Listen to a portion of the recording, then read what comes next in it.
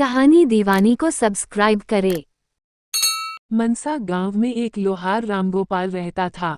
उसका एक भरा पूरा परिवार था, जिसका लालन पालन करने के लिए उसे कई बार दिन रात काम करना पड़ता था। रोज की तरह आज भी काम पर जाने से पहले रामगोपाल ने अपना खाने का डिब्बा बांधने के लिए अपनी पत्नी से कहा। पत्नी जब डिब्बा लेकर आई तो रामगोपाल ने कहा, मुझे आ जाने में देर हो जाएगी, शायद मैं रात को ही आऊं। इतना कहकर रामगोपाल अपने काम पर निकल गया। पर जाने का रास्ता एक जंगल से होकर गुजरता था। वहां जैसे ही रामगोपाल पहुंचा उसे कुछ आवाज सुनाई दी।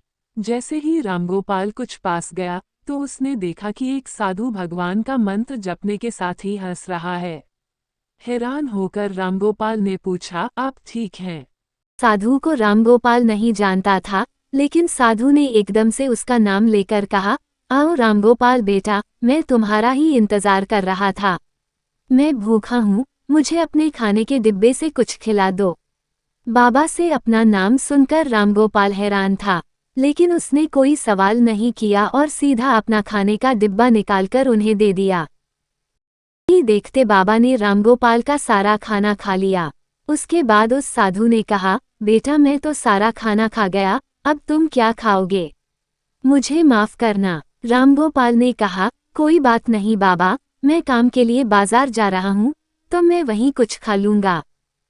सुनकर उस साधु ने रामगोपाल को खूब आशीर्वाद दिया और भेंट के तौर पर एक हथौड़ा दे दिया।